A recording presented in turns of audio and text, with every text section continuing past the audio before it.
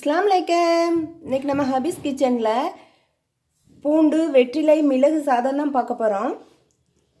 இந்த சாதம் இருமல் தொண்டைவலி ஜலதோஷம் இது எல்லாத்துக்குமே சூப்பரான ஒரு ரெமெடியா இருக்கும்.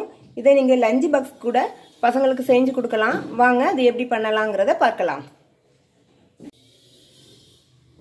நான் இன்னைக்கு 2 பேருக்கு தான் இந்த சாதம் பண்ண போறேன். அதுக்கு ஒரு 7 வெத்தலை எடுத்துர்க்கேன்.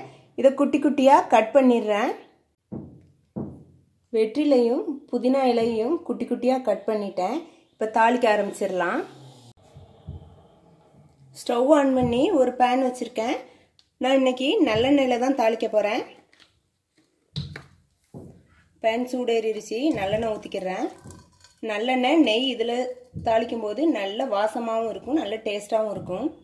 அதுக்கு தான் நான் இன்னைக்கு நல்லெண்ணெய் யூஸ் பண்ணுறேன்.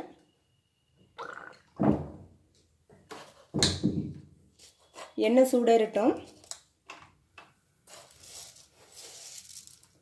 1 ஸ்பூன் ஜீரகம் போட்டுக்கிறேன். ஜீரகம் வெடிக்கட்டும். ஜீரகம் பொரிஞ்சிருச்சு. கடலைப்பருப்பு சேர்த்துக்கிறேன். அதையும் லைட்டாக கிளறிடலாம். கொஞ்சமாக வேர்க்கடலை எடுத்து வச்சுருக்கேன். தோல் எடுத்துட்டு அதையும் சேர்த்துக்கிறேன். எல்லாம் சேர்ந்து பொரியட்டும். ஸ்டவ்வை ஸ்லோ ஃபயரில் தான் வச்சுருக்கேன்.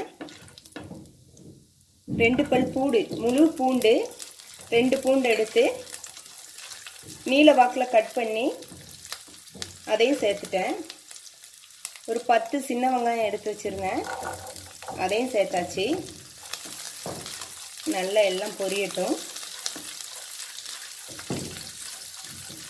வெங்காயம் கொஞ்சம் பொன்னிறமாகட்டும்.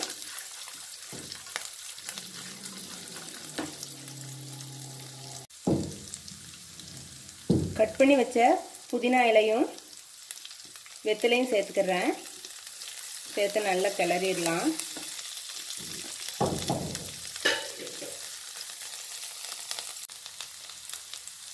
எல்லாம் சேர்த்து நல்லா வதக்கியாச்சு. இப்போ 2 ஸ்பூன் மிளகு பவுடர் வச்சுருக்கேன். அதையும் சேர்த்துக்கிறேன். நீங்கள் முழு மிளகு கூட இதில் சேர்த்துக்கலாம். நல்லா பரட்டியாச்சு. இதில் கொஞ்சமாக உப்பு சேர்த்துக்கிறேன்.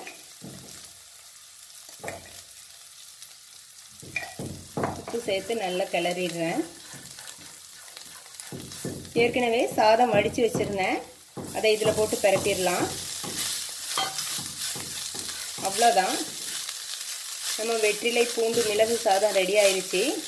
நல்ல டேஸ்ட்டாக இருக்கும்.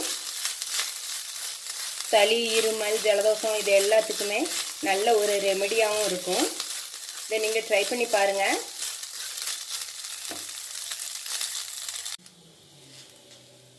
அவ்வளோதான். சாதம் ரெடி ஆயிடுச்சு. ஸ்டவ் ஆஃப் பண்ணி ஒரு பிளேட்டுக்கு மாற்றிடுறேன். ஒரு பிளேட்டுக்கு மாற்றியாச்சு.